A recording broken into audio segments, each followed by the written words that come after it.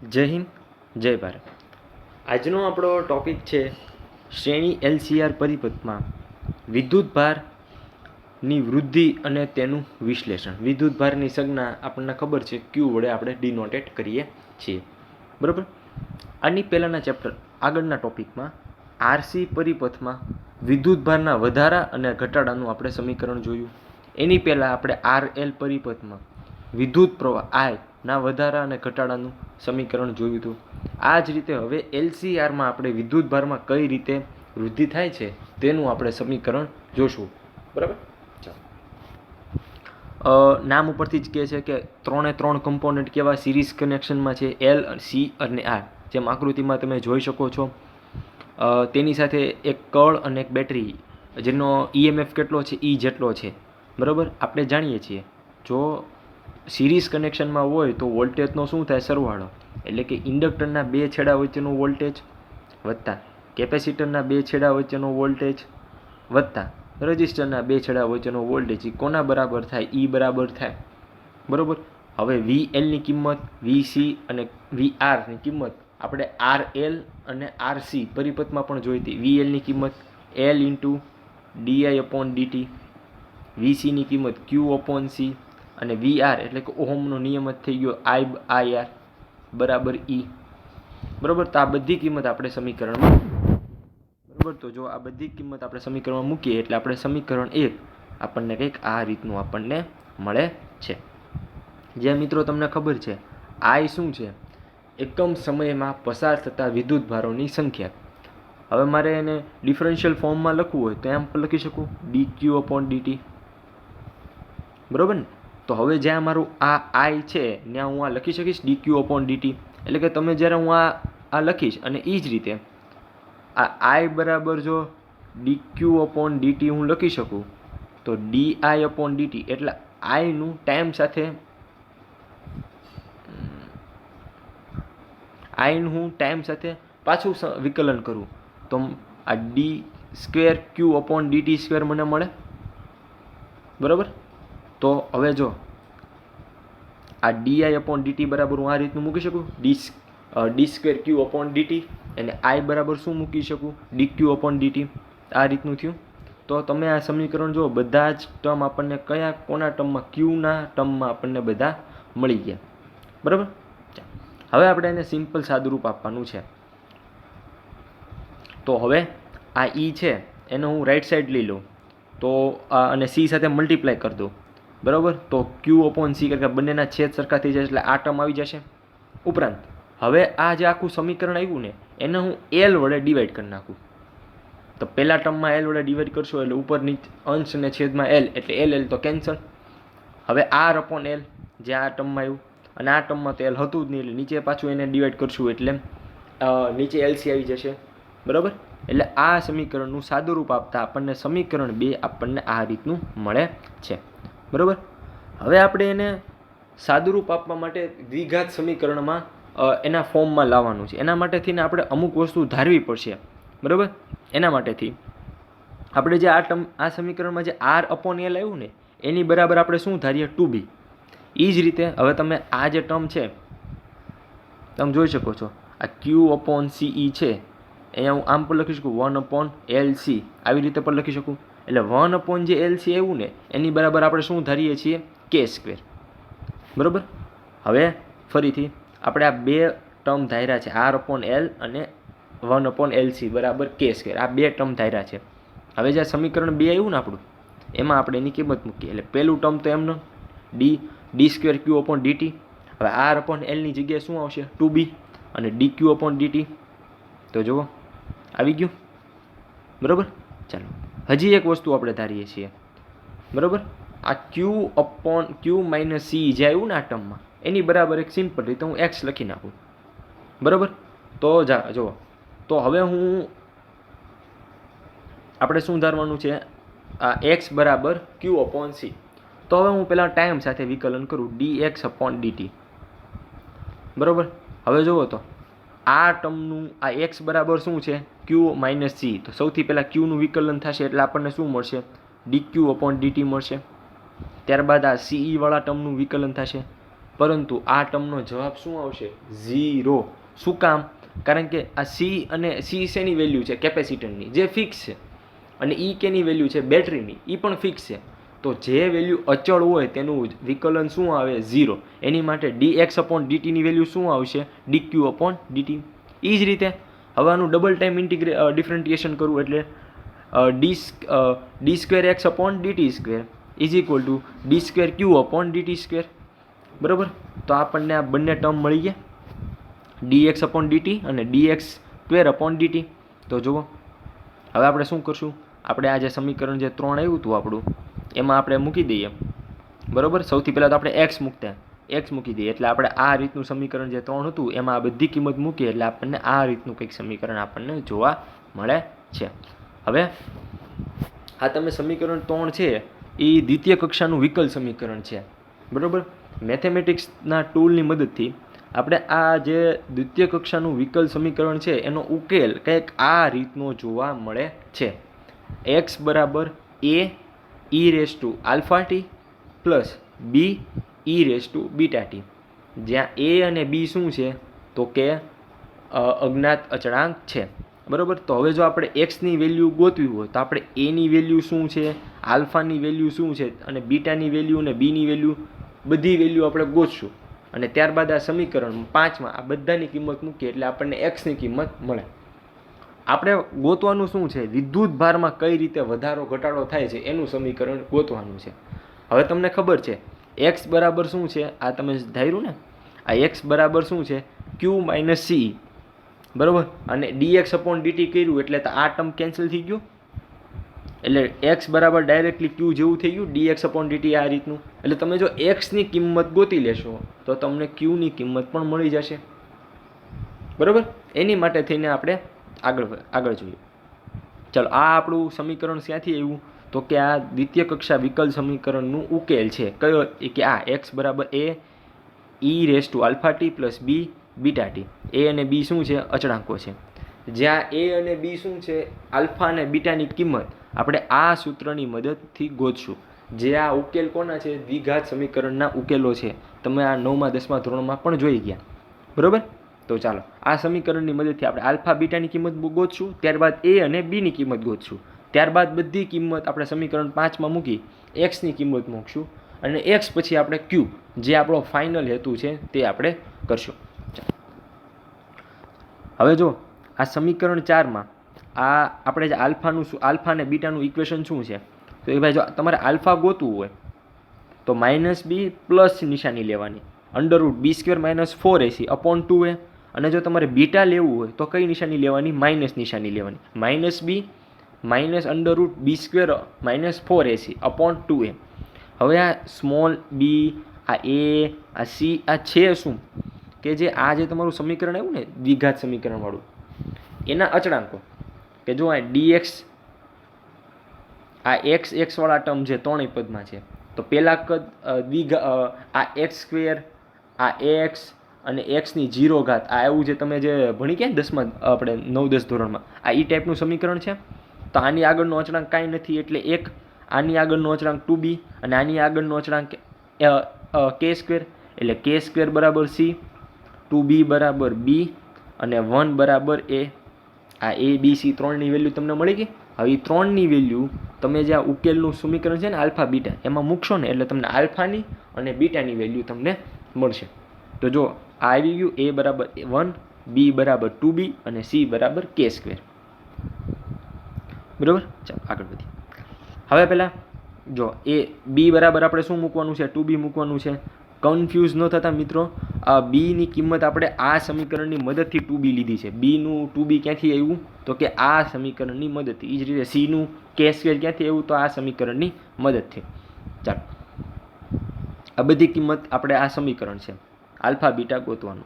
આ સમીકરણમાં આપણે a, b અને cની બધી કિંમત મૂકશું. એટલે બીની જગ્યાએ 2b આવતું રહ્યું, b² એટલે 2b² એટલે 4b આવતું રહ્યું, અને 4 એટલે 4 એમનેમ, a ની વેલ્યુ તો 1 છે, અને c ની વેલ્યુ k² આવી ગયું, અને અપોન 2a. બરાબર?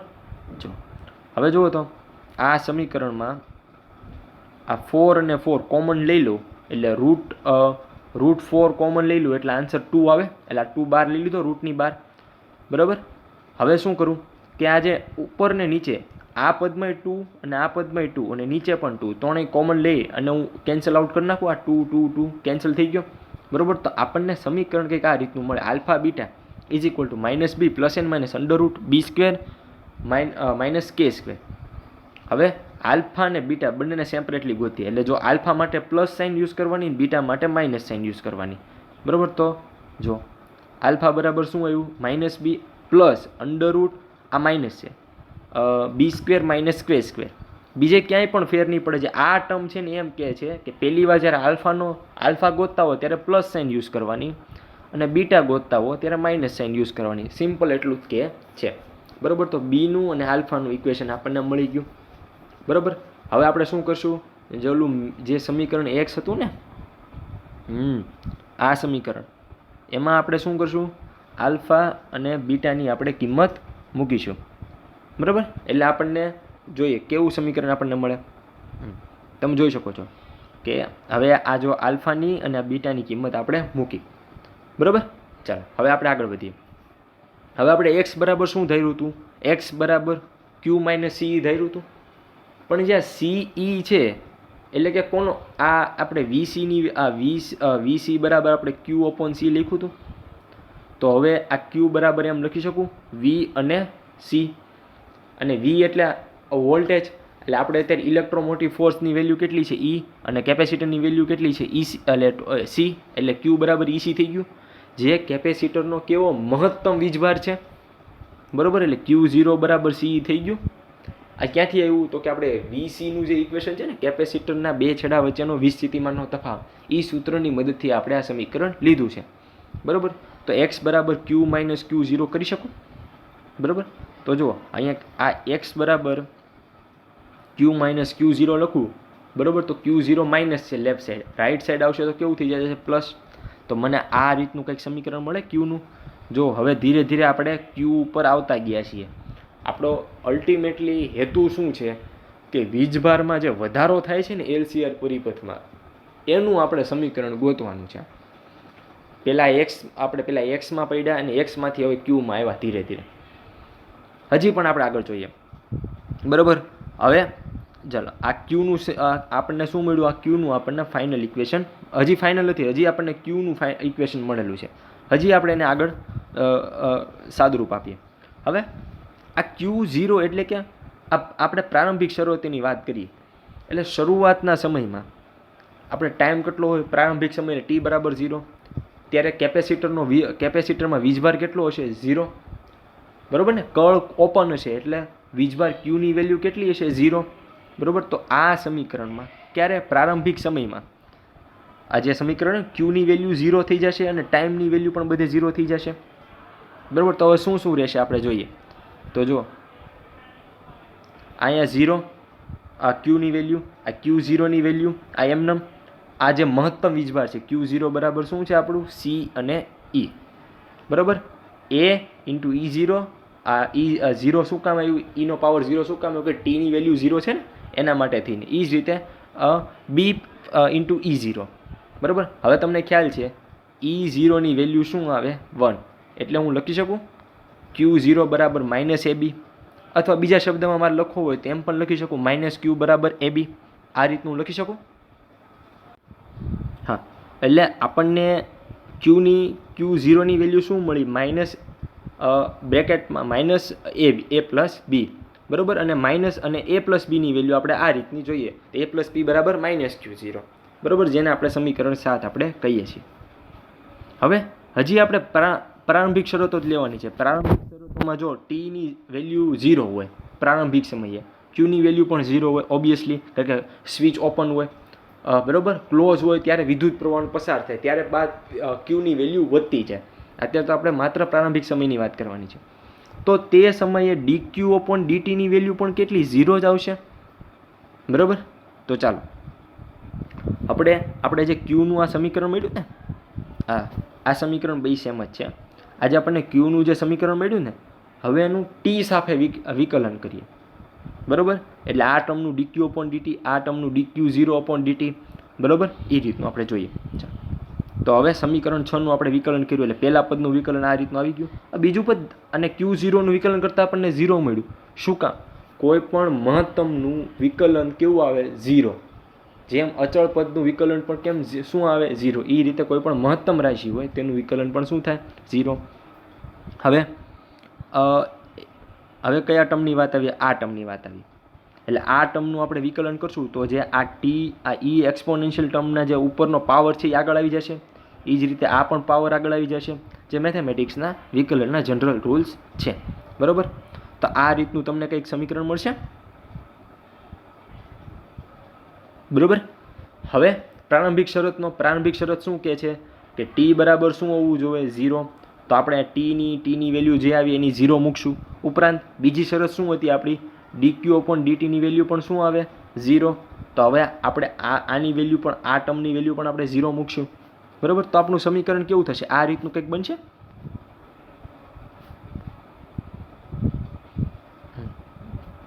આપણું આની વેલ્યુ 0, આની વેલ્યુ તો ઓલરેડી 0 હતી એટલે કેન્સલ આઉટ કરી નાખો. ઉપરાંત હવે આ ટર્મ પણ અહીંયા 0 આવતું રહ્યું અને આ ટર્મ પણ 0. શું કામ? ટીની વેલ્યુ 0. બરાબર? તો આપણને કંઈક આ રીતનું આપણને સમીકરણ મળ્યું. અને e⁻0 ની વેલ્યુ કેટલી આવે? તો કે 1. એટલે આપણે લખીએ એટલે આપણે એ રીતની કન્સિડર કરી છે. એટલે જો હવે તમને આ રીતનું મળ્યું. હવે આને a ને અંદર બંને ટર્મ સાથે મલ્ટીપ્લાય કરીએ અને b ને પણ અંદર બંને ટર્મ સાથે મલ્ટીપ્લાય કરીએ. તો જ્યારે આપણે આવી રીતનું મલ્ટીપ્લાય કરીએ છીએ ત્યારે આપણને કંઈક આ રીતનું સમીકરણ મળે છે. આ a ઇન્ટુ -b એટલે -ab, આ a ઇન્ટુ √b² - k² એટલે આ રીતનું આપણે ટર્મ મળ્યું. એ જ રીતનું b ઇન્ટુ -b એટલે minus capital B and small b, અને એ જ રીતે -√b² k² ઇન્ટુ b એટલે કે આપણને આ રીતનું ટર્મ મળ્યું. હવે તમે જોઈ શકો છો આ ટર્મ અને આ ટર્મમાં બંનેમાં સ્મોલ b કોમન છે એટલે મેં કોમન લઈ લીધો. એ જ રીતે આ ટર્મ આ ચોરસ કરી નાખું. આ ટર્મ અને આ ટર્મ આ બંને ટર્મ આ સેમ છે. તો એમાં શું સેમ છે? તો કે બ્રેકેટ જે છે √b² - k છે એ સેમ છે એટલે આપણે એ કોમન લઈ લીધો. બરાબર? એટલે આપણને આ રીતનું કંઈક સમીકરણ આપણને મળે છે જે સિમ્પલ સાદું રૂપ આપેલું છે. બરાબર? ચાલો હવે તમે જો આપણે જોયું હતું a પ્લસ બીની વેલ્યુ શું આવે? a પ્લસ બીની વેલ્યુ -Q0 આવે. આપણે સમીકરણ નંબર 7 જુઓ તો કે a પ્લસ બીની વેલ્યુ -Q0. તો અહીંયા હું લખી શકું a પ્લસ બી બરાબર -Q0. તો માઇનસ પ્લસ થઈ જશે. બરાબર? અને પ્લસ આ તો ટર્મ જેમ હતું એમનેમ જ રાખેલું છે આપણે. એ જ રીતે જેમ પહેલાં આપણે a પ્લસ બીની વેલ્યુ ગોતી, હવે એ રીતે આપણે a બીની વેલ્યુને ગોતી લઈએ. બરાબર? તો આપણે જો સાદું રૂપ આપીએ તો આને બરાબર તો આપણને આ રીતની કંઈક a બીની વેલ્યુ આપણને મળે છે. બરાબર? જેને આપણે સમીકરણ 8 કહી દઈએ. સમીકરણ 7 શું હતું? a પ્લસ બીની વેલ્યુ આપતું હતું અને સમીકરણ 8 a બીની વેલ્યુ આપે છે. હવે હું આ બંને સમીકરણનો સરવાળો કરું રાઈટ સાઈડ તો મને શું મળે? a b plus a plus b એટલે આ b માઇનસ છે અને b પ્લસ છે તો b કેન્સલ થઈ ગયું. એટલે જો સમીકરણ 7 અને 8 બરાબર 7 સમીકરણ શું છે? તો કે a પ્લસ b છે. 8 સમીકરણ શું છે? a b. બંનેની હું લેફ્ટ સાઈડની વાત કરું છું. બરાબર? બંનેનો સરવાળો કરું છું તો a વત્તા a એટલે 2a -b વત્તા પ્લસ b 0. તો મને લેફ્ટ સાઈડ સમીકરણ 7 અને 8નો જવાબ શું આવે? 2a આવે. બરાબર? રાઈટ સાઈડ જે હોય બરાબર રાઈટ સાઈડ આનું ટર્મ આ હતું ને આ ટર્મ આ હતું આ રીતનું હતું. પણ લેફ્ટ સાઈડ 2a કઈ રીતે એવું સમજાણું? a વત્તા b માઇનસ આપણે શું સરવાળો કરવાનો છે એટલે a b. આ કયું સમીકરણ? 7. આ કયું સમીકરણ? તો કે 8. બરાબર? એટલે આ b અને b કેન્સલ થઈ જશે એટલે આપણો આન્સર શું આવશે? 2a. બરાબર? 2a અને જે રાઈટ સાઈડ જે હતું એનો આપણે સરવાળો કર્યો. બરાબર? પણ નિશાની માઇનસની હતી, અહીંયા માઇનસની હતી એને લીધે માઇનસ નિશાની આવી છે. હવે આ બંને ટર્મમાં Q0 કોમન તો Q0 કોમન લઈ લીધો. બરાબર? હવે આપણે તો આપણે અલ્ટિમેટલી આપણે તમે જોયું ને તો એક્સનું સમીકરણ મેં કીધું હતું ને સમીકરણ નંબર 5 કે સૌથી પહેલાં આપણે શું કરશું? આ રીતનું સમીકરણ હતું આ રીતનું એક્સનું સમીકરણ ગોતું એટલે આપણને ક્યુનું સમીકરણ મળતું હતું. આલ્ફા અને બીટાની કિંમત આપણને મળી ગઈ. હવે એ અને બીની કિંમત ગોતવાની છે. કેપિટલ એ અને કેપિટલ બીની છે. હવે એમાં આપણને કેપિટલ એની કિંમત મળી ગઈ. હવે એ જ રીતે આપણે કેપિટલ બીની કિંમત મૂકશું એટલે આપણને એક્સની વેલ્યુ મળશે. એના આધારે આપણે ક્યુ તરફ પ્રયાણ કરશું. ચાલો, આ તો આપણે એની વેલ્યુ આવી સમીકરણ 9 આ રીતની, બરાબર. હવે એ જ રીતે સમીકરણ 7માંથી સમીકરણ 8 બાદ કરો. એટલે કે જો, એટલે પહેલાં સમીકરણ 7 શું છે ફરીથી લખી દો. એ પ્લસ બી સમીકરણ 7 છે. સમીકરણ 8 શું છે? એ માઇનસ બી. તો જુઓ તો એ પ્લસ બી તો એમનેમ આ માઇનસ એ થઈ જશે અને આ પ્લસ બી થઈ જશે. તો હવે આ સમીકરણમાં એ કેન્સલ થઈ જશે ને 2b આન્સર આવશે લેફ્ટ સાઈડનો, બરાબર. જો આ રીતનો લેફ્ટ સાઈડ 2b અને બંને ટર્મનો માઇનસ કરવાનો એટલે માઇનસ માઇનસ પ્લસ થઈ જશે નિશાની, બરાબર. એટલે આપણને કંઈક સમીકરણનું સાદુરૂપ આપો ને તો બીની કિંમત આપણને કંઈક આ રીતની મળે છે, બરાબર.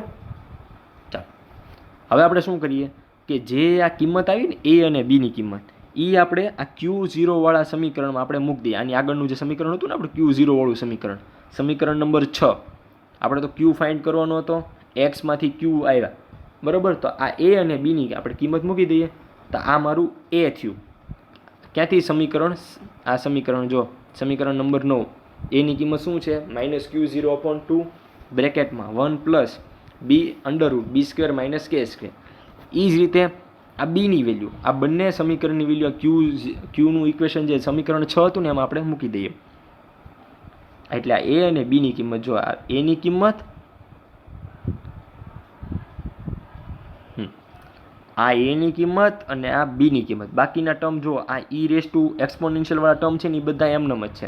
એમાં આ બીટાની કિંમત છે અને આ આલ્ફાની કિંમત છે જે આપણે આગળ જોયું હતું, બરાબર. ચાલો, હવે તમે જુઓ કે આ બધા સમીકરણમાં આ બે સમીકરણમાં -Q0/2 આ પણ કોમન છે બંને સમીકરણમાં. તો હું એને કોમન લઈને ઉપરાંત આ જે ટર્મ છે e-b એ પણ કોમન છે એટલે એ પણ આપણે લઈ લીધું. એટલે કે આપણું સમીકરણ ફાઇનલ સમીકરણ ઇક્વેશન નંબર આપણું ફાઇનલ સમીકરણ જે છે, બરાબર. આ આપણે લાસ્ટમાં પ્રૂવ કરવાનું હતું કે ભાઈ ક્યુ જે LCR પરિપથમાં જે રીતે વધે છે તેનું આ સમીકરણ હતું, બરાબર. એટલે ઉપરોક્ત સમીકરણ જે આપણું જે સમીકરણ 11 જે છે એ LCR પરિપથમાં વધતા વિદ્યુત ભાર માટેનું જરૂરી સમીકરણ છે.